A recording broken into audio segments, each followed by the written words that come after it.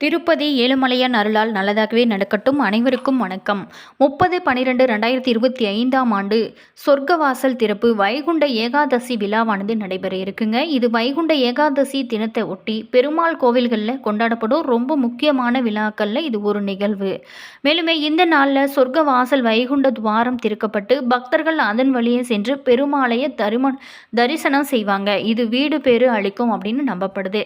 இந்த அற்புதம் நிறைந்த 30/12/2025 இந்த நாளில் நம்ம வைகுண்ட ஏகாதசி நாளில் கோவில்களுக்கு சென்று நாம் வந்தாலே நம்மளுடைய வாழ்க்கையில் எவ்வளவு துன்பங்கள் இருந்தாலுமே அது சரியாகிவிடும். அப்படிப்பட்ட ஒரு ஏகாதசி தான் இந்த வைகுண்ட ஏகாதசி. இந்த நாளில் நம்ம எப்படி வழிபாடுகள் செய்யணும், இந்த வைகுண்ட ஏகாதசி நாளில் ஒரு சில தவறுகளை மட்டும் நம்ம செய்யக்கூடாது. அது என்ன அப்படிங்கிறத நம்ம தொடர்ந்து இந்த வீடியோவில் பார்க்க போகிறோம். மேலுமே இந்த வைகுண்ட ஏகாதசியோட சிறப்புகளையும் பார்க்க போகிறோம். வீடியோ பார்த்தீங்கன்னா உங்களுக்கு ரொம்ப யூஸ்ஃபுல்லாக இருக்கும். வீடியோவை ஸ்கிப் பண்ணாமல் முழுமையாக பாருங்கள். வீடியோ பிடிச்சிருந்தா லைக் பண்ணுங்கள், கமெண்ட் பண்ணுங்கள், ஷேர் பண்ணுங்கள். நீங்கள் இன்னும் சொல்லிவாக்கு சேனலை சப்ஸ்கிரைப் பண்ணாமல் இருந்தீங்களா சப்ஸ்கிரைப் பண்ணிக்கோங்க. கூடவே இருக்க பெல் பட்டனையுமே ப்ரெஸ் பண்ணிக்கோங்க. அப்போ தான் நாங்கள் போகிற ஒவ்வொரு வீடியோஸுமே உடனுக்குடன் நோட்டிஃபிகேஷனை வந்து சென்றடையும். வாங்க வீடியோக்குள்ளே போகலாம். வைகுண்ட ஏகாதசி 2025 எப்போது இதை மட்டும் செய்தாலே பெருமாள் அருளானது உங்களுக்கு அதிர்ஷ்டம் கொடுக்கும். முக்கியமான ஏகாதசிகளில் இந்த மார்கழி மாதத்தில் வரக்கூடிய வைகுண்ட ஏகாதசி ரொம்ப ரொம்ப முக்கியமானதுங்க. இது ஏகாதசி விரதம் இருந்தாலே அளவில்லாத நலன்கள் நம்மளோட வாழ்க்கையில் கிடைக்கும். அப்படின்னா கூட கிருஷ்ணனுக்கு மிகவும் விருப்பமான இந்த மார்கழி மாதத்தில் வரும் ஏகாதசி எப்படிப்பட்ட ஒரு மகத்துவமான பலன்களை கொடுக்கும். இந்த ஏகாதசியில் மட்டுமே சொர்க்கவாசலானது திறக்கப்படும் நிகழ்வு வைணவ தலங்களில் நடைபெறும் முக்கியமான ஒரு விழா. 2025 வைகுண்ட ஏகாதசி இந்த 30ஆம் தேதியானது வருதுங்க. இதில் எப்படி நம்ம வழிபட வேணும், என்ன செய்தால் அதிர்ஷ்டம், செல்வ வளம், இது எல்லாமே பெருமாள் அருள்வார் அப்படிங்கிறத நம்ம முழுமையாக அந்த வீடியோவில் பார்க்க போகிறோம். வீடியோவை ஸ்கிப் பண்ணாமல் முழுமையாக பாருங்கள். ஏகாதசி விரதம் அனைத்து விரதங்களிலுமே ரொம்ப உயர்வான விரதமாக கருதப்படுவது இந்த ஏகாதசி விரதம் தாங்க. பெருமாளோட அருளை பெற வேண்டி கடைபிடிக்கப்படும் ஏகாதசி விரதம் அப்படிங்கிறது ஏகாதசி திதியில் துவங்கி துவாதசி திதியில் நிறைவு செய்ய வேண்டிய ஒரு விரதம். பாவங்களை போக்கி மோட்சத்தை தரும் விரதம் ஏகாதசி விரதம் தாங்க. அப்படிங்கிறது அனைவருக்குமே தெரிஞ்ச ஒரு விஷயந்தான். ஆனால் வாழ்க்கைக்கு பிறகு மோட்சத்தை மட்டுமல்லாமல் வாழும்போதே அளவில்லாத ஏராளமான பல நன்மைகளை தரும் விரதமும் இந்த ஏகாதசி விரதம் தாங்க. துன்பம் தீர, வெற்றி கிடைக்க, செல்வம் சேர, நோய்கள் அனைத்துமே நீங்க என என்ன பிரார்த்தனை நம்ம செஞ்சனாலும் அது எல்லாமே தீர வேணும் அப்படின்னாலும் ஏகாதசி விரதம் நம்ம இருக்கிறது ரொம்ப ரொம்ப நல்லது. மேலுமே இந்த வைகுண்ட ஏகாதசியானது திதிகள்லேயே 11ஆவது திதியாக வருவது தாங்க இந்த ஏகாதசி. வளர்பிறை மற்றும் தேய்பிறை என மாதத்திற்கு 2 முறை என வருடத்திற்கு 24 அல்லது 25 ஏகாதசிகள் வரும். இந்த அனைத்து ஏகாதசி விரதங்களையும் கடைபிடிக்க முடியாதவங்க கூட ஒரு சில மாதங்களில் வரும் ஏகாதசியில் விரதம் இருந்து பெருமாளை மனதார நினைத்து வழிபட்டாலே வருடத்தோட அனைத்து ஏகாதசிகளிலும் விரதம் இருந்த பலனை நம்மளால் அடைய முடியும். மேலுமே பெருமாளோட அருளையுமே பெற்றுவிட முடியும். அப்படி அளவில்லாத பல நன்மைகளையும் தரக்கூடிய ஏகாதசி தான் இந்த மார்கழி மாதத்தில் வரும் வைகுண்ட ஏகாதசி. அற்புதம் நிறைந்த ஒரு வழிபாடு. வைகுண்ட ஏகாதசியில் நம்ம விரதம் இருக்கணும் அப்படின்னு நினைக்கிறவங்க என்ன செய்யலாம் அப்படிங்கிறத வாங்க பார்க்கலாம். மார்கழி மாத வளர்ப்பிறையில், அதாவது மார்கழி அமாவாசையான அனுமன் ஜெயந்திக்கு பிறகு வரும் 11ஆவது நாள் வைகுண்ட ஏகாதசியாக கொண்டாடப்பட இருக்கு. ஏகாதசிகளிலேயே மிகவும் உயர்வான பலனை தரக்கூடியது தான் ஏகாதசியாக இது கருதப்படுது. பாவங்களை நீக்கி பிறப்பு இறப்பு இல்லாத மோட்ச நிலையை தரக்கூடிய விரதம் அப்படிங்கிறதுனால இதற்கு மோட்ச ஏகாதசி அப்படின்னு பெயருங்க.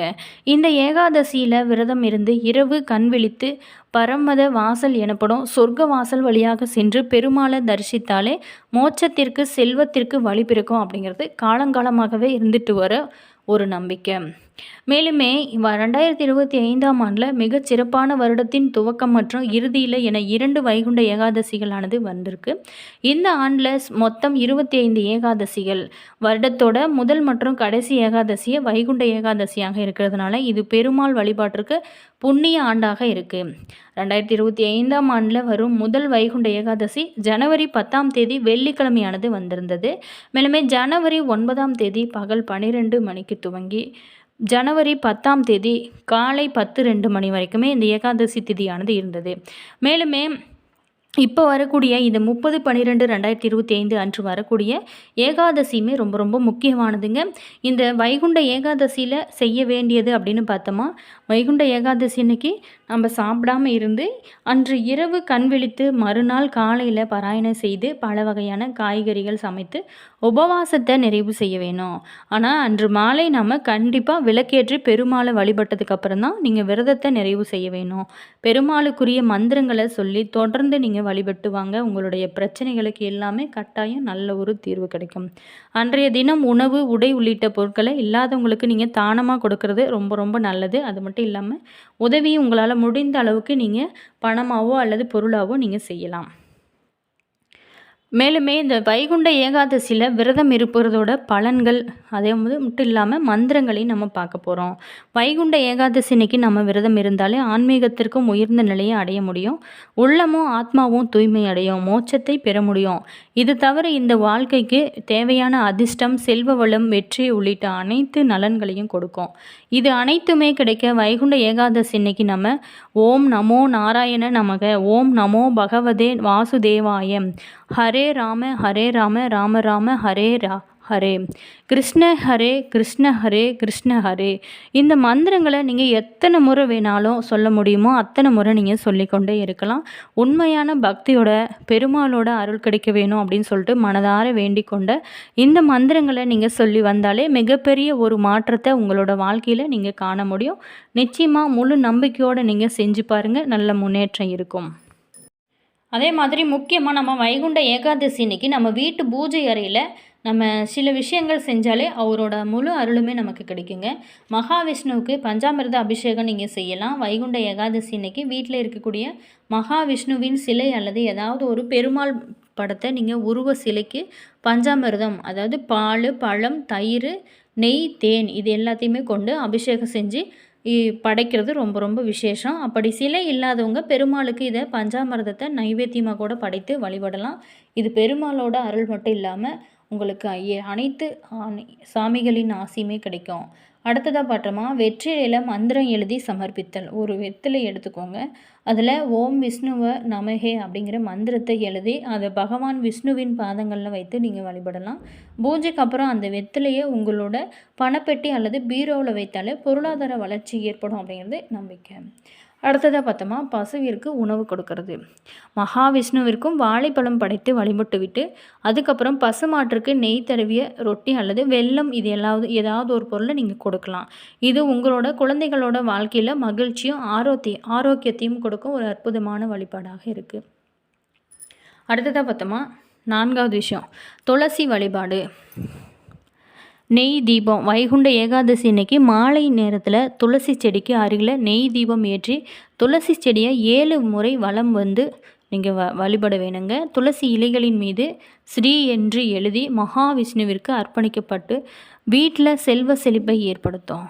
பெருமாளுக்கு இந்த நாளில் நீங்கள் துளசியால் அர்ச்சனை செய்வதும் துளசியால் மாலை கட்டி போடுவதுமே ரொம்ப ரொம்ப சிறப்பானது. இதனால் பெருமாளோட அருளோட மகாலட்சுமியோட அருளுமே உங்களுக்கு முழுமையாக கிடைக்கும். அடுத்ததாக பார்த்தோமா, அரச மரத்தடியில் தீபம் ஏற்றுறது. மாலையில் அரச மரத்தடியில் நல்லெண்ணெய் அல்லது கடுகு எண்ணெய் தீபம் ஏற்றி ஓம் நமோ நாராயண அப்படிங்கிற மந்திரத்தை நீங்கள் உச்சரிக்கலாம். இது உங்களோட வாழ்க்கையில் நேர்மறை எண்ணங்களை கொண்டு வந்து மன அமைதியை உங்களுக்கு கொடுக்கும் ஒரு அற்புதமான வழிபாடாக இது இருக்குது. அதே மாதிரி கன்னியாகுமரி கடற்கரையில் இருக்கக்கூடிய வெங்கடாஜலபதி கோவில் பார்த்திங்களா, பெருமாள் கோவில்களில் நடைபெறும் முக்கியமான விழாக்களில் வைகுண்ட ஏகாதசி ஒன்று தாங்க. இந்த ஆண்டுக்கான வைகுண்ட ஏகாதசி விழாவானது 30ஆம் தேதியானது நடக்க இருக்கு இல்லைங்களா. அன்றைய தினம் பெருமாள் கோவில்களில் சொர்க்கவாசல் திறக்கப்படும், சிறப்பு வழிபாடு நடைபெறும். சொர்க்கவாசல் திறப்பின் போது தரிசனம் செய்ய ஏராளமான பக்தர்கள் வருகை தருவாங்க. அப்படிங்கிறதுனால கோவில் நிர்வாகமானது பல விரிவான ஏற்பாடுகள் செய்யப்படுறாங்க. கன்னியாகுமரி விவேகானந்த கேந்திர கடற்கரை வளாகத்தில் அமைந்து இருக்கக்கூடிய திருமலை திருப்பதி தேவஸ்தானத்தின் வெங்கடாஜலபதி கோவிலில் வைகுண்ட ஏகாதசி விழா நாளன்னைக்கு அதிகாலை 5 மணிக்கு சுப்ரபாரத தரிசனத்தை தொடர்ந்து சொர்க்கவாசல் திறப்பு நிகழ்ச்சியானது நடைபெறுங்க. கோவிலோட வடக்கு பக்கம் மலர்களால் அமைக்கப்படும். வடக்கு வாசல் வழியாக பக்தர்கள் கோவிலுக்குள்ள சென்று தரிசனம் செய்வதற்காக அனுமதிக்கப்படுவாங்க. வைகுண்ட ஏகாதசியொட்டி பூலங்கி சேவை, சிறப்பு வழிபாடுகள், விசேஷ பூஜைகள், அலங்கார அதிகார தீபாராதனை, மாலையில் தோமாலை சேவை, இரவு பள்ளி அறை எழுந்தருளும் ஏகாந்த சேவை நிகழ்ச்சியானது போன்றவை எல்லாமே இந்த ஆலயத்தில் நடத்தப்படுவாங்க. மேலுமே பறக்கை, மதுசூதன் பெருமாள் கோவில் போன்ற கோவில்களில் வருகிற 30ஆம் தேதி அதிகாலையில் சொர்க்கவாசல் சிறப்பு நிகழ்ச்சியானது நடத்தப்படுவாங்க.